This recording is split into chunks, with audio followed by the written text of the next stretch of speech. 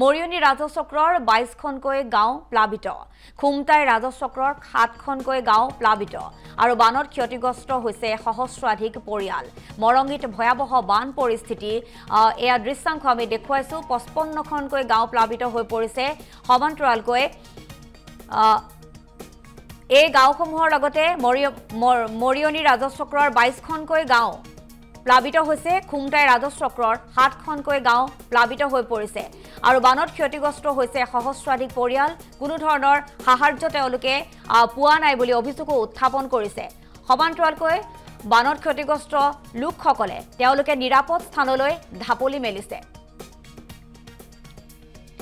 আৰু ইফালে দবকাটো একেই পৰিবেশ দবকাটো বৰ্তমানো বানৰ সংহাৰী ৰূপ দীঘল জাৰণিৰ পাছত লংলি বস্তিত সিগিল এইবাৰ মথাউৰি আৰু বানৰ কবলত দবকা ৰাজচক্ৰৰ কেইবাখনো গাঁও বৰ্তমানেও হুৰাহুৰে বৃদ্ধি পাইছে যমুনা নৈৰ জলপৃষ্ঠ যমুনা সৰুপথাৰ সংযোগী পথেৰে এনেদৰে বাগৰি পৰিছে পানী যাৰ ফলত বানাক্ৰান্তৰ মাজত হাহাকাৰ পৰিবেশ যেটো বানে সংহাৰী ৰূপ ধাৰণ কৰা পৰিলক্ষিত হৈছে আৰু এয়া আমি এক্সক্লুসিভ দৃশ্যাংশ দেখুৱাইছো এটা মথাউৰি এনেদৰে ভাগি যোৱাৰ ফলত এতিয়া সেই স্থানৰ লোকসকলৰ মাজত হাহাকাৰ পৰিবেশ দীঘল জাৰণিৰ পাছত লংলি বস্তিত সিগিল মথাউৰি ছিঙি যোৱাৰ ফলতে কেইবাখনো গাঁও প্লাবিত হৈ পৰিছে বানৰ কবলত পৰিছে দবকা ৰাজচক্ৰৰ কেইবাখনো গাঁও আৰু যাৰ ফলতে হুৰাহুৰে বৃদ্ধি পাইছে যমুনা নৈৰ জলপৃষ্ঠ যমুনা সৰুপথাৰ সংযোগী পথেৰে বাগৰিছে পানী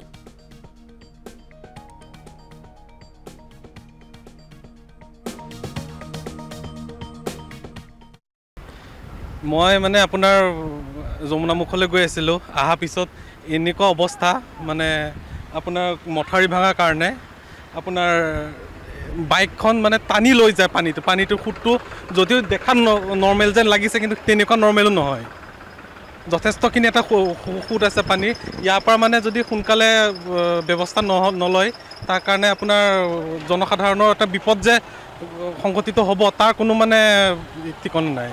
এতিয়া ঠিকে দেখি আছে কোন সময়ত কি ঘটনা হৈ যায় ধৰিব নোৱাৰি মানে প্ৰশাসনৰ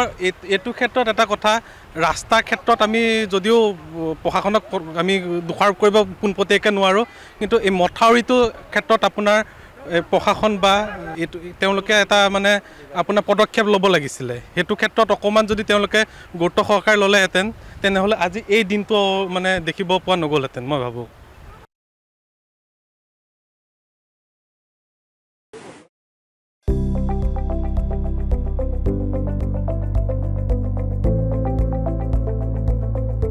NB নিউজ সহজ সৰল ভাষাত নৱভাৰতৰ কথা